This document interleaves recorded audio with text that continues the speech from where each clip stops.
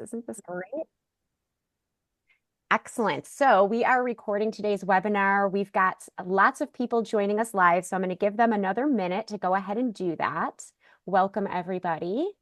Come on in. And sometimes I love to have people put into chat where they are joining us from. So I'm in beautiful Woodstock, Illinois, which is made famous from the backdrop and the setting of the film Groundhog Day. And it really is that beautiful and historic and charming. So that's where I'm located today.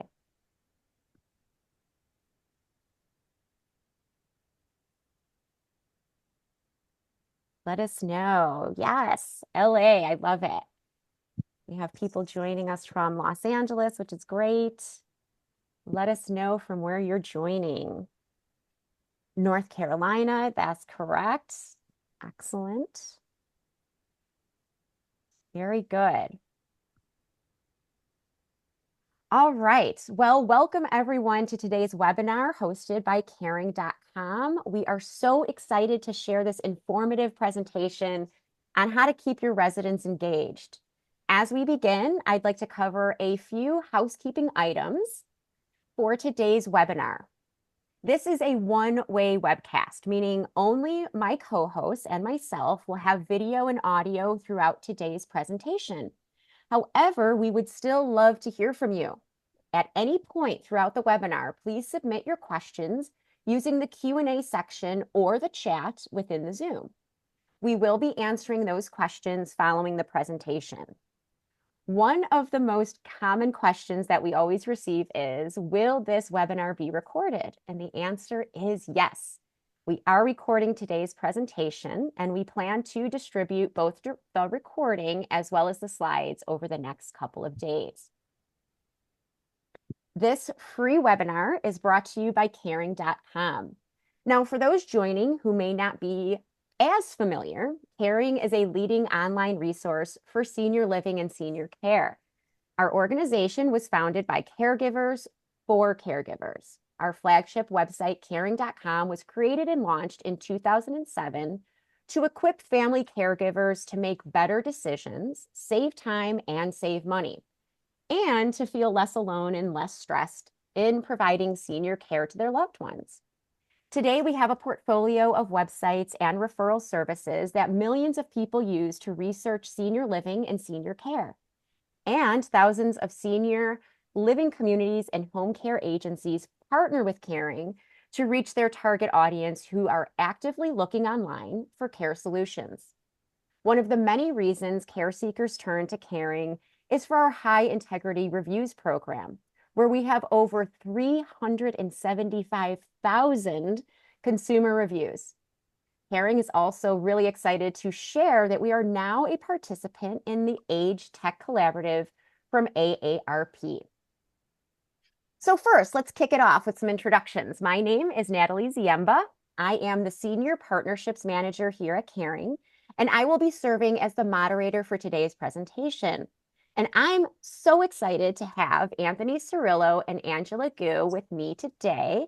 And I'm really thrilled about the discussion that we're going to have around keeping residents engaged.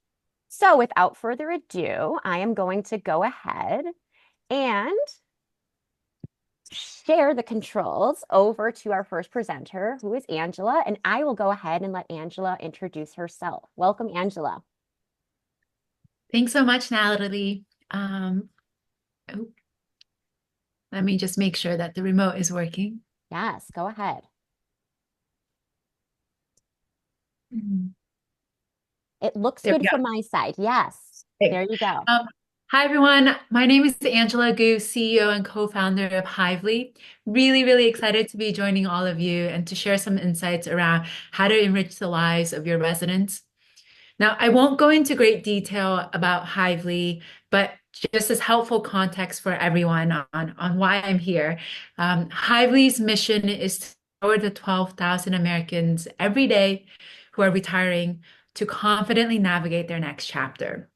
We are a digital platform that offers engaging online experiences to connect with like-minded peers and learn from experts on everything from finances to Medicare and travel.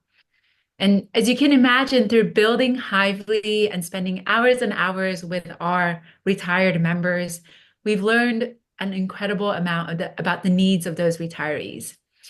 And so, really excited to share the insights today that will be grounded in those learnings from building Hively.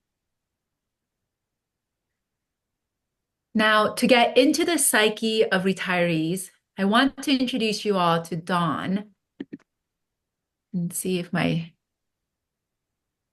remote control slide is a little delayed.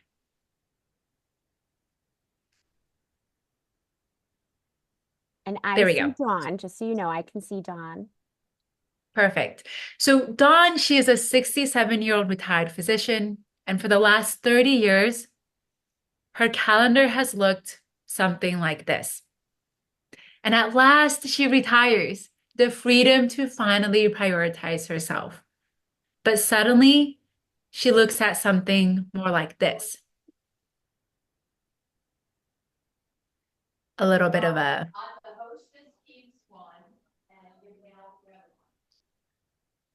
an empty calendar, and her sense of meaning, community, identity all disappear. This is not what Dawn envisioned for her next 20, 30 years of active life. And this is the reason why my co-founder, Jen, and myself founded Hively. Dawn's experience is much like what we witnessed in our own respective parents' journeys after retirement.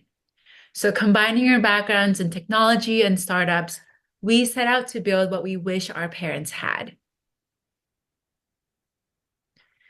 And what we quickly learned was that our parents' experience and Dawn's experience is widespread.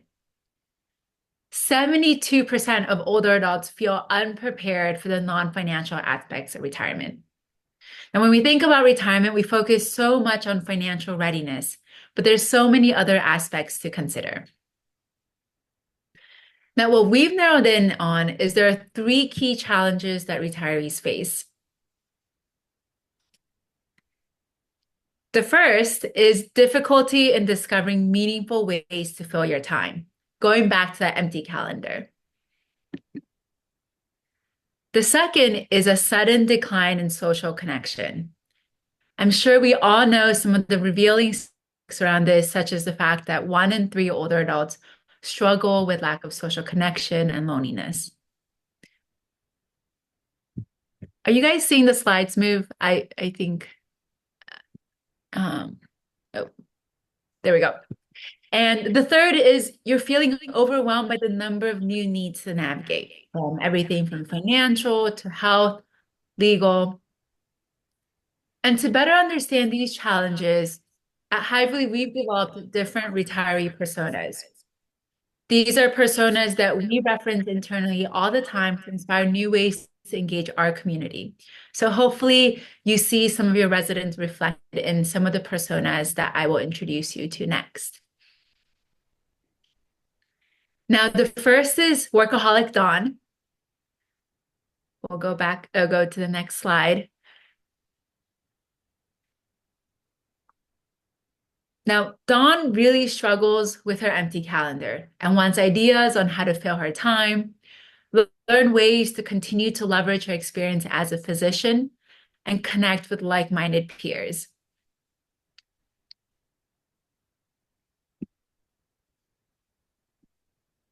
Next we have Caught Off Guard John.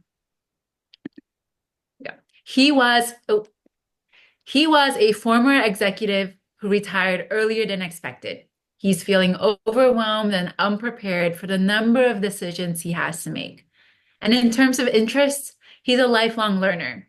He's interested in intellectual conversations and wants to continue to learn every day.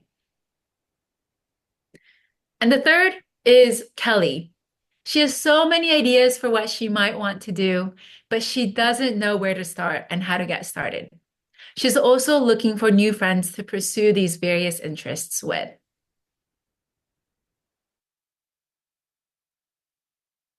We've narrowed in on 4 key pillars of needs across all older adults.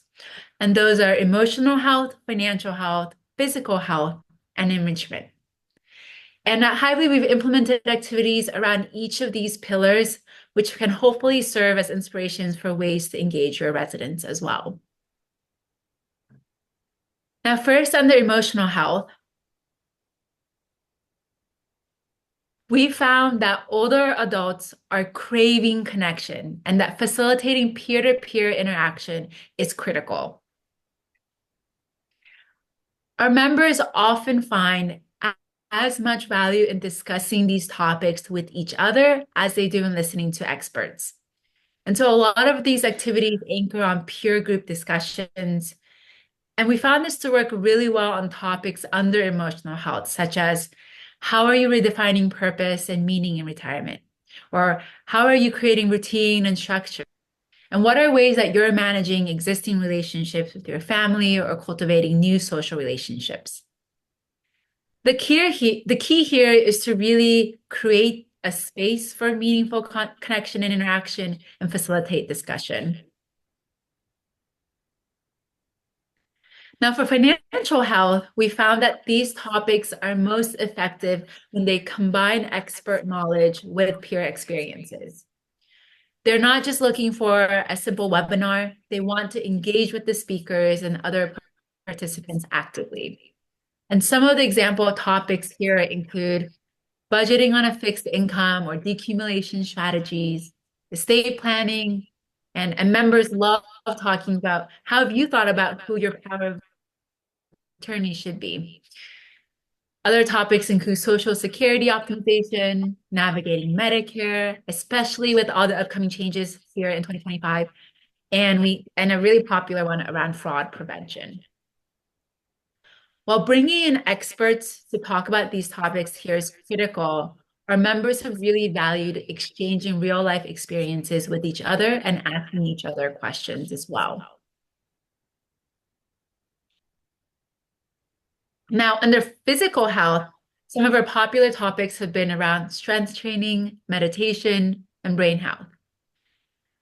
The ones that work really well here are the ones that go beyond the basic information and offer either very specific, actionable advice or platforms for members to share their own strategies.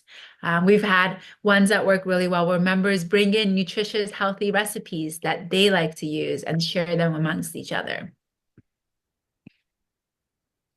Now, lastly, under enrichment, the most engaging activities have sparked intellectual conversations and the opportunity to not just learn, but discuss, debate, and really share diverse perspectives.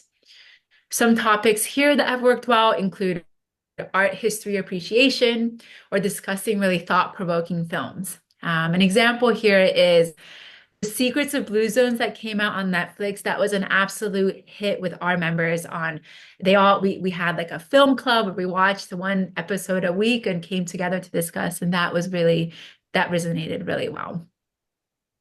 In addition here, many older adults are interested in engaging in part-time work or volunteering. And so we've done panels inviting different members to share their experiences, whether it's tutoring for kids online or working part-time at a national park.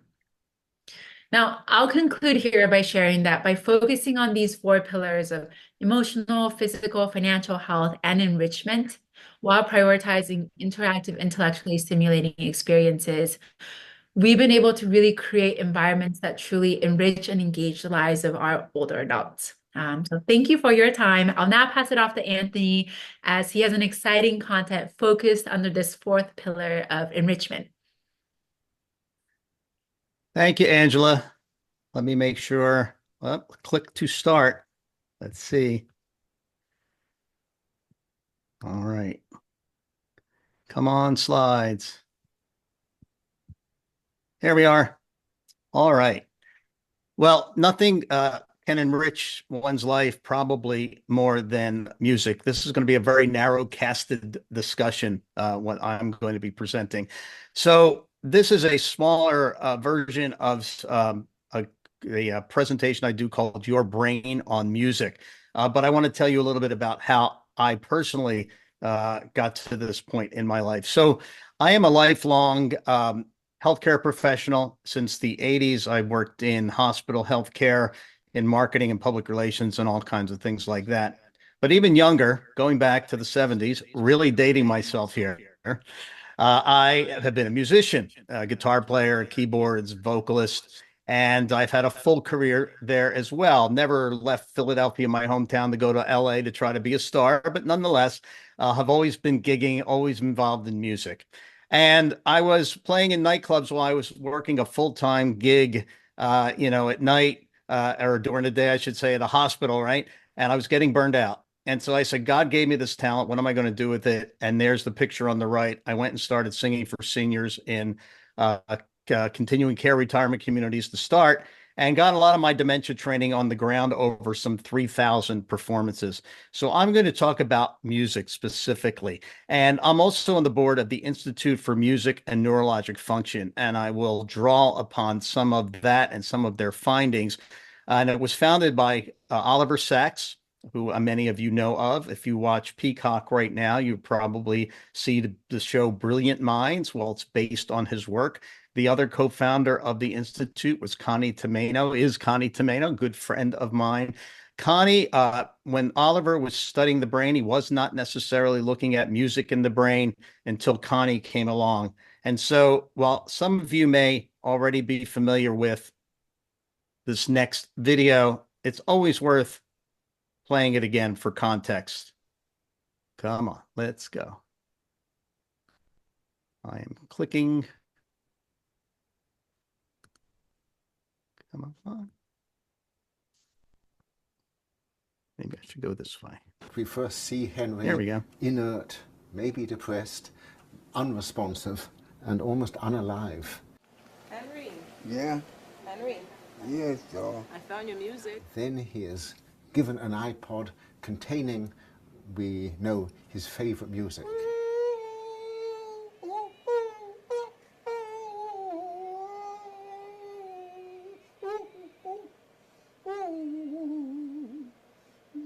And immediately he lights up. His face assumes expression, his eyes open wide. He starts to sing and to rock and to move his arms, and he's being animated by the music. The effect of this doesn't stop, because when the headphones are taken off, Henry, normally mute and virtually unable to answer the simplest yes or no questions, is quite voluble. Henry, do you like music? Yeah, I'm crazy about music. You play beautiful music, beautiful sound. What was your favorite music when you were young? Well, I guess, Cab Calloway was my #1 band guy I liked.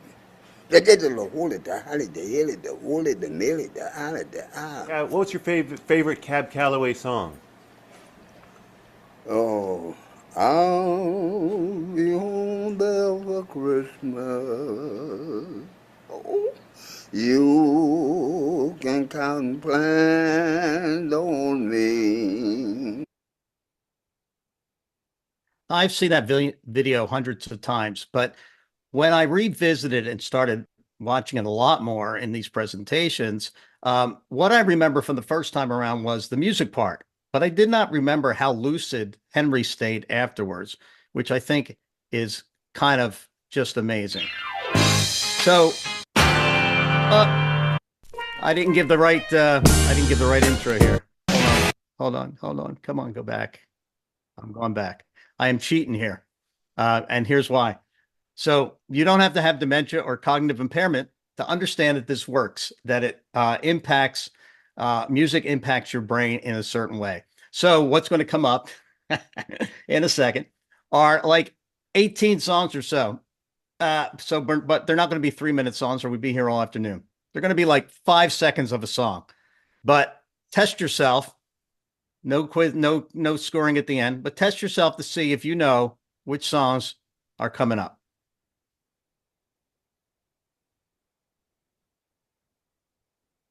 There we go.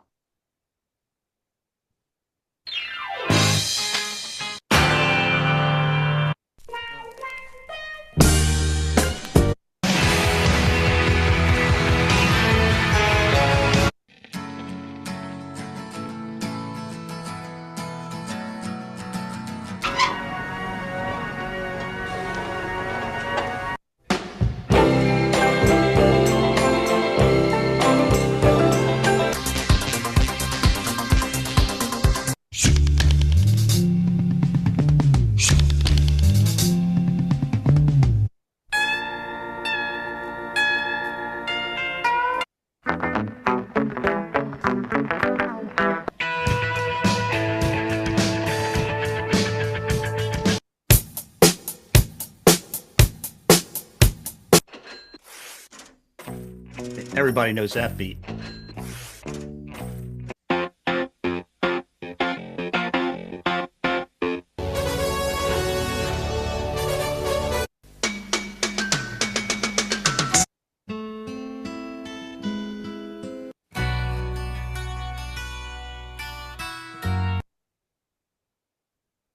All right, the iconic Hotel California.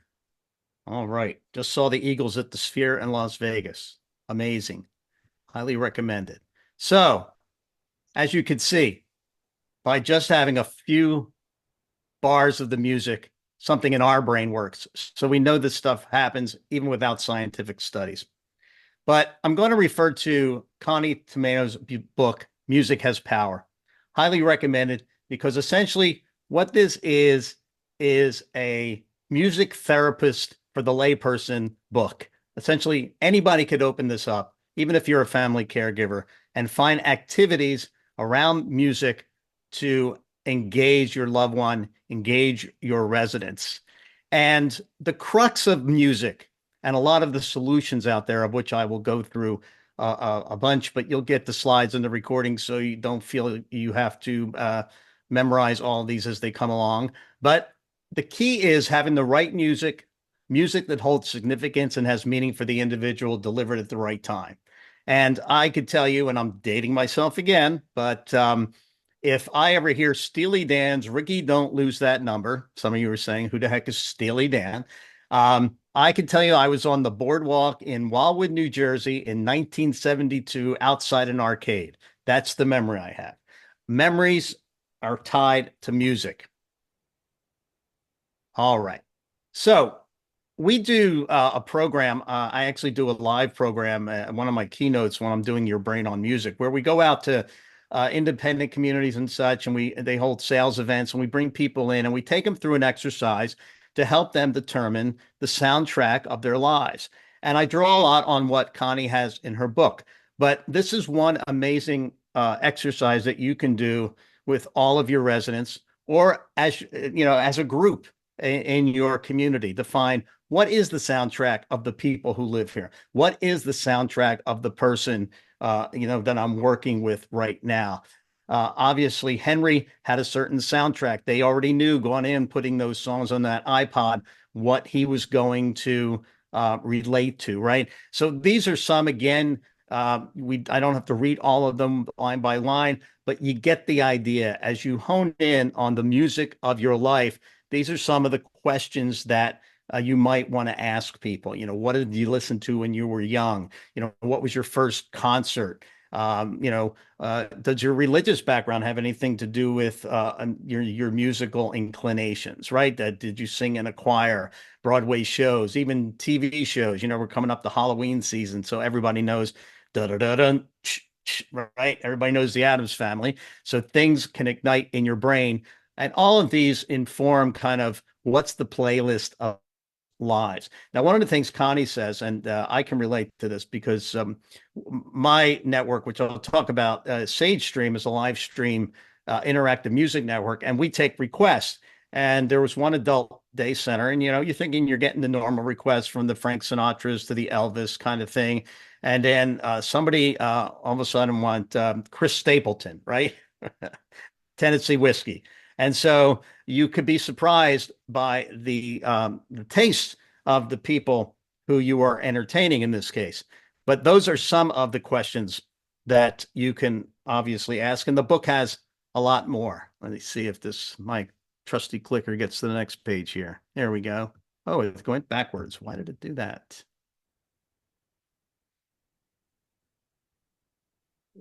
Come on, come on. There we go. There we go. Back again. Sorry about that. Here we go. All right. So even in our everyday life, we can relate to this. Now, I go to sleep with fan sounds. I just ask Alexa to play fan sounds. That's my thing. But some people prefer, depending on their mood, the type of day, if they're working out, they have a soundtrack that they listen to. So again, these are just other questions to ask. to kind of hone in on the soundtrack of your life in particular, or a life of a loved one, or the residents in the community. So again, one of the powers of music is selecting the right music for the right person at the right time. So what I'm going to go through fairly quickly are solutions out in the marketplace that specifically address music. And I've presented a longer version of this on at Argentum and also for the National Association of Activity Professionals. And I just assumed wrongly that a lot of people knew about all of these solutions. And even at the National Association of Activity Professionals, where you would think most of the people would know most of the solutions out there, a lot of these are still trying to find their way into the consciousness of activity directors, life enrichment professionals. But a lot of these first few that I'm going to quickly go through are kind of taking that alive inside idea. Put the custom player and the headphones on to some Henry, and at that time they were probably playing cassettes for all I know, and having the playlist. Now it's becoming more AI driven, where a lot of the same questions are being asked, moods are being sensed, and it's coming up with the soundtrack again that fits that person's mood at the time, or what they're going through. So one is called Vera. So this is an app-based. Don't ask me for prices. I have no idea what some of these cost. But you could see it was put together by professional caregivers, music therapists, musicologists, and it's about, again, finding the right music at the right time, a common theme, okay? You can see they ask a lot of the same questions. Where were you born and when did you grow up? So again, getting to the playlist of your life. Another one is Coro Health. Coro takes a little different stance. They have a prescription builder, but it's kind of along the same idea of coming up with the custom list for your life. And they have 2,500 playlists, 25,000 songs, probably a lot more since I put this slide together. But what's interesting is they have original music. So good for them, because they don't have to worry about song licensing and all that kind of stuff, which is a huge headache. So they have original songs by original artists. And in addition to coming up with custom playlists for people's moods and for their behaviors, like individually when you wake, sleep, they also have programs for the community.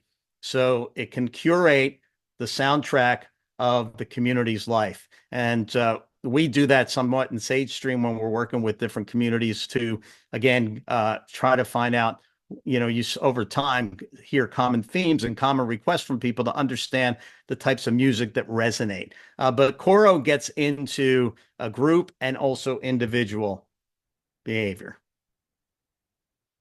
Here's one that I think Angela and I uncovered at Age Tech. So both of our companies are ARP Age Tech portfolio companies. This is called Lucid. Here's a quick video. Living with Alzheimer's can be extremely isolating. Symptoms of anxiety and agitation can be difficult for both patients and their caregivers.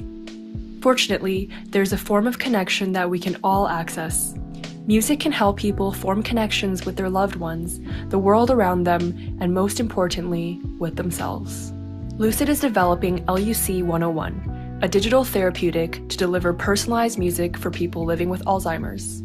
LUC 101 uses Lucid's clinically validated AI to ease neuropsychiatric symptoms such as anxiety and agitation. To get started, caregivers pair audio and wearable devices to a tablet. They answer questions about the patient's early life, diagnoses, and preferred music. They can also self-report the patient's mood state before beginning the session. A personalized music session is played with popular music from across different eras and genres. It calibrates the music based on wearable biometrics and computer vision, tracking the patient's microexpressions, gestures, and movement. Patients and caregivers can play, pause, skip, or repeat any song during playback. With engaging visual content, the experience is designed to support interaction between patients and caregivers. Songs can be rated during or after the session, which can promote or prevent certain songs from playing again in the future. After multiple sessions, the AI learns what kind of music can most effectively improve the patient's mood, maximizing song choice towards the therapeutic goal.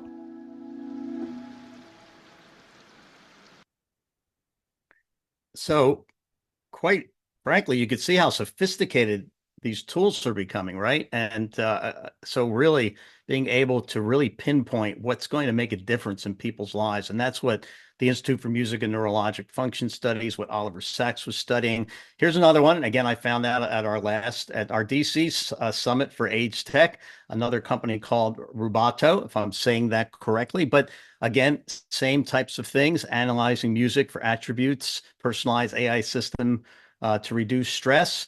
So this is more behavior oriented toward anxiety. There we go. And many of you may, because these are in a lot of Sunrise facilities, another Age Tech portfolio company. This is not an Age Tech commercial, but we just happen to have a few of their companies in here, is SingFit. SingFit, which works a little differently. It's I'm not going to say it's a karaoke type solution, but well, you'll see how they work. Here we go. SingFit is a music-based therapy program that provides every singer with the tools for success. It uses proprietary lyric coaching technology to give participants the lyrics just before they sing. All you need to do is listen to the words and sing along with me, please. I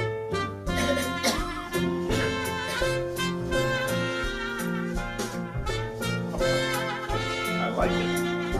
Oh, when the saints go marching in. Oh, when the saints go marching in.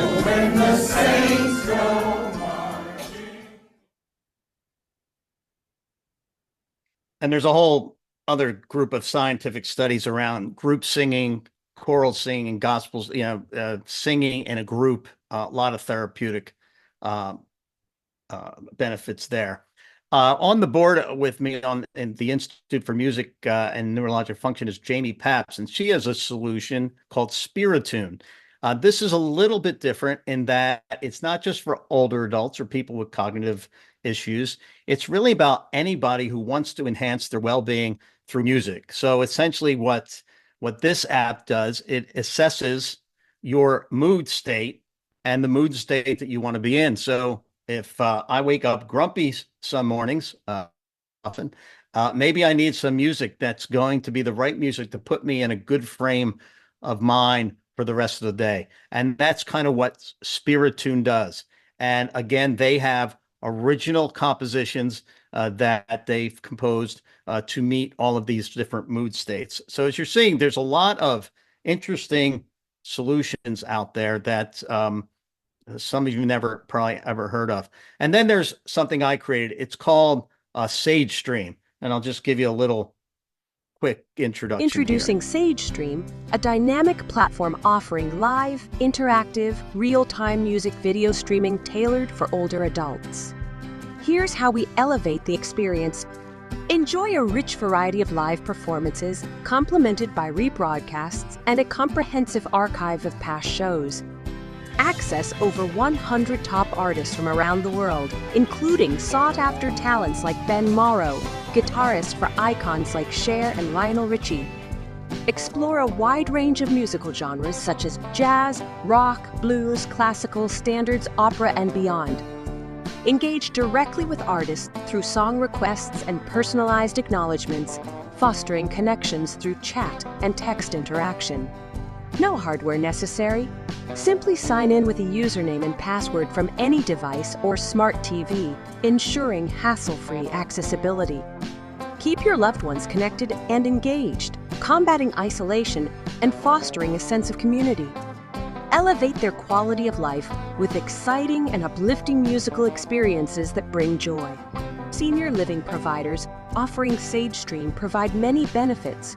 According to a University of Michigan study, 4 in 5 older adults watch musical performances on the internet. They report stress relief, relaxation, joy, improved mental health, memory stimulation, and enhanced motivation and energy.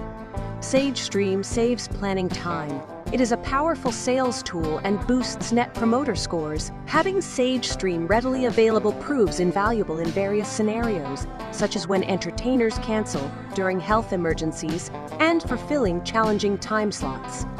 Sage Stream, where music meets connection, enhancing lives one tune at a time.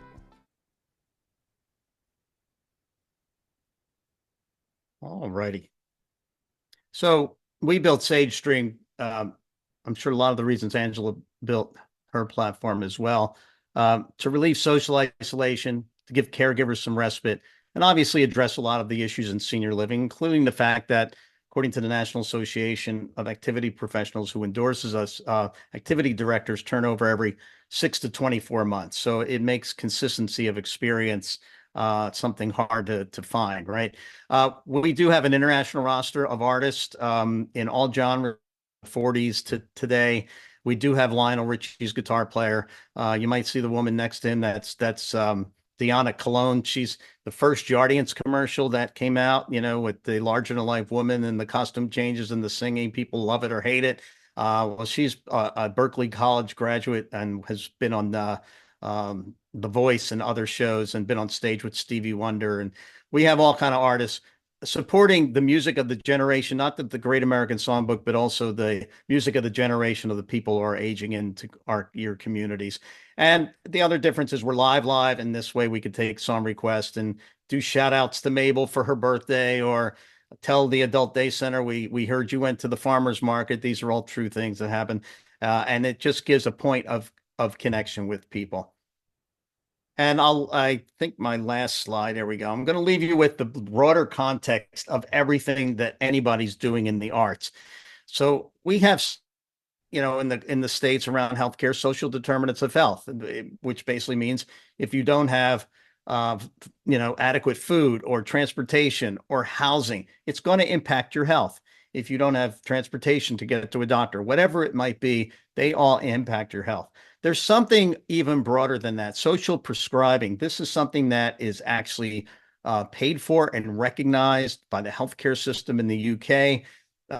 The understanding is that, and I give the example, say we go into our doctor and we're having some anxiety, and what's the knee-jerk reaction? Let's give you a pill that'll clear it right up. In the UK, social prescribing, they have somebody that works in the doctor's office. They're called link workers. That doctor might prescribe a nature walk. He might prescribe an arts program. You could hit that QR code, by the way, while this screen is up, and you'll learn more than you probably want to learn about social prescribing. But he also could prescribe a music program or some social connections that help you thrive. And so I would love all of us, regardless of the solutions we're talking about, to understand that and there's studies around social prescribing that have shown reduced pharmaceutical use and reduce costs to the healthcare system, which everybody wants to hear about. But that's the broader context I kind of like to leave you with. And I think that concludes my portion of the presentation. It does. Oh my gosh. Thank you so much, Anthony, Angela. Both presentations were just absolutely amazing. And I have to say, listening to the song, just those first few chords of those songs, Anthony, it brought a smile to my face. I know I had my camera off because I was monitoring the chat and the Q&A, but it really is fascinating how much music can be inspirational. It can change our moods. It's really fascinating to me, the science behind what you deliver and what you presented. And Angela, I've got a couple of questions actually specifically for you. So I want you to kind of go back and think about Hively. And as I go through this, everybody that's on with us today, if you have additional questions that you would like answered, we do have a few minutes. So please put them into the Q&A section, and hopefully we can get to those. But Angela, I have a question here for you. What have you found to be the most popular topic areas that you cover there with Hively and the team there? Thanks, Natalie, and thank you for the question. Say two categories of topics that we see the most popularity in.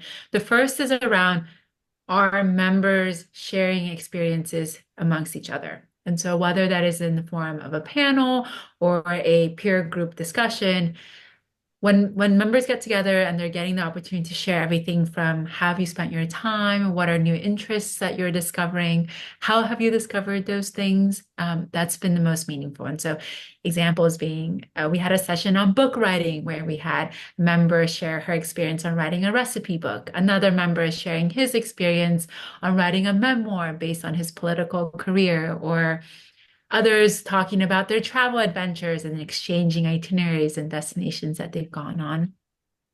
I would say the second category is on emotional health.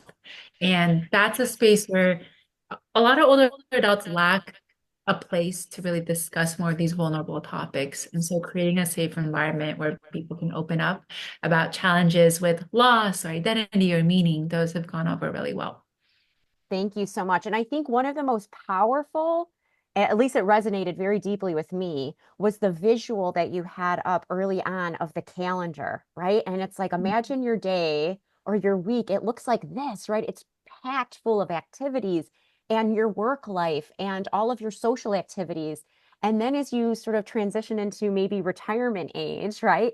All of a sudden, those things during the day go away, and it's what are we doing to fill up our time, right? How do we do that? So that was a really impactful visual, I think, for me at least, to see that the Yeah. calendar and what it looks like, right? And then all of a sudden you have this empty page, and it's like, now what are we going to do, right? And what are those things that are like meaningful interactions that we can kind of do daily and weekly and kind of, continue in a routine, especially with socialization. And when, in your workplace, you think of those people, those are your peers, right? And those are some of your closest friends that you make. And when that goes away, how do you continue on with those relationships and those activities? So I loved that visual. Oh, and you really underestimate the regular community that work provides you. And Mhm. some people are like, oh, they're just our coworkers, but really it's so important that Yeah. Thank you so much. Anthony, I have a question for you here. And it goes back to some of the content that you were talking about. Do you have Hmm. any other suggestions? So I know you talked about Music Has Power by Connie Tamano. Are there any other suggested books that we can reference around music and the arts? Yeah, absolutely. So Renee Fleming just wrote a book called Music and Mind. And she called The Best Minds Out There. It's a pretty thick book, but it's full of how people are utilizing music therapeutically in all kinds of settings. Of Sound Mind is another one by Nina Kraus. This is Your Brain on Music Mhm. by Eric Levitin, and also Your Brain on Art, which broadens the topic beyond art to arts in general, and that is from Susan Magsamen. And I would also encourage people to check out the work of what the IMNF is doing, because, again, they are really exploring this topic in depth Mhm. and trying to figure out how, there's another video I showed that I didn't show today, but it was a Parkinson's patient. And Parkinson's and music is something that's being studied greatly right now. And so in this video, for example, a person who had a pretty poor gait in terms of how he walked, uh, was in a ballroom dancing situation. They put the music on. The instructor took his hand, and it was like he never had Parkinson's. And there are some Parkinson's patients who use custom song lists when they're walking, when they're just, in their everyday lives to enhance what they're doing. I can't um, stress enough how important music is. And I'll address an anonymous attendee's description. She said this feels like a commercial for music programs, and my intent was it's not, but I've done this uh, Your Brain on Music so many times that I realized that most people, even the professionals in our industry, I mean, when you give it to our people at Argentum and National Association of Activity Professionals, and they're not aware of these solutions that can help enhance people's lives, I think it's less of a commercial and more of if you want to at least infomercial about some really amazing solutions that are out there. Yes, excellent. Thank you. That's a really good point. And it was a little bit not a concern, but I thought, oh my gosh, there's so much about the listening portion and the music and how it It's so critical. The more studies we read, and this was true of my own father. So I was a caregiver for my dad for many years, who was diagnosed with Alzheimer's. And anytime I was able to just stimulate the mind a little bit with some of the things that he would listen to, and in our case, he was a concertina player. He studied polka music as a child. And so I would bring in all some of the favorites, right, that he would listen to. And I had, I would just pull up that station on an app when I would go to see him, and he would, light up. He would smile, and it was really cool to see. So, quick question for you. For some senior living communities, planning meaningful activities that enrich the lives of residents can be a challenge. And it says, for many care seekers, communities with fun and engaging programs can be a factor in their search. So, and I think that's definitely true, right? Not so much a question, but just sort of, a comment. And I think that that's really true. And I think people look for that in the description of communities, or if they're looking for an area, to move into. This is the kind of stuff that they're looking for, right? What's, like Angela used that word, like enrichment. What's the enrichment? And how else can we find enrichment and activities that are meaningful? So I really enjoyed that. Another really good question. Number one, and Angela, I'll start with you, and then Anthony, I'll ask you, how do we find more information on Hively?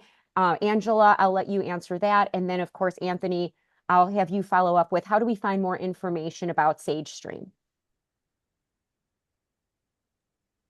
Sure. For Hively, you can go to our website, www.joinhively.com. And my email, feel free to reach out directly, is angela@joinhively.com. Anthony, tell us about how we can find more information about SageStream. Yep, it's SageStream, SageStream.live.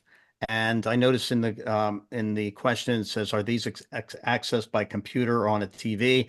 Any smart device, smart TV, hook up to a TV is going to get you to our platform. My email is AC for Anthony Cirillo, AC@sagestream.live. And I wanted to back up to one of the questions about the life enrichment programs. And just speaking frankly from being in this industry for so long, there are haves and have-nots in these industries. And so when you show, like I did, whiz-bang solutions out there, that comes with a cost to these. And a lot of places don't have the cost. I mean, sometimes you have activity directors who have to sacrifice their budget at the end of the quarter because the community didn't make whatever numbers they needed to make. These are real situations. But on a broader context, I do a presentation for activity directors where I try to elevate them and their confidence about the role they play. They are truly the chief experience officers in these communities.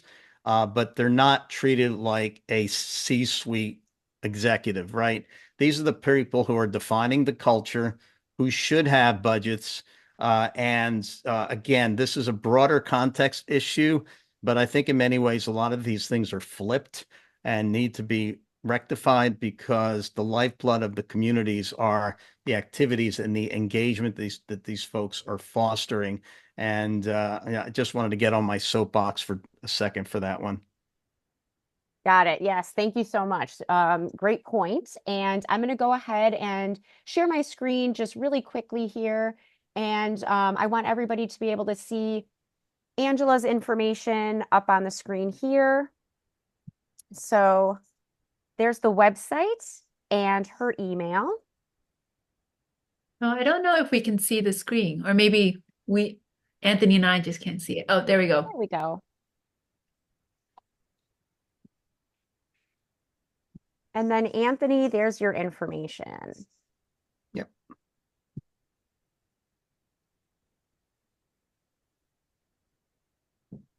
Excellent. Well, thank you so much for joining. We at Caring, of course, welcome your feedback on today's presentation.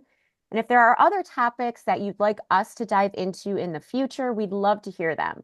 There will be a survey that pops up as the webinar closes, where you can let us know. You can also contact us via the phone number and the emails listed here to stay on top of Caring's upcoming trainings. I encourage you to follow us on LinkedIn, as well as visit our industry website partners.caring.com. With that, we'll let you all get back to the commendable work of helping seniors, and we hope that you have a fantastic rest of your day. Anthony, Angela, thank you so much for joining today. I really appreciate it. Thanks, Thanks all. Natalie. Natalie. Thank you.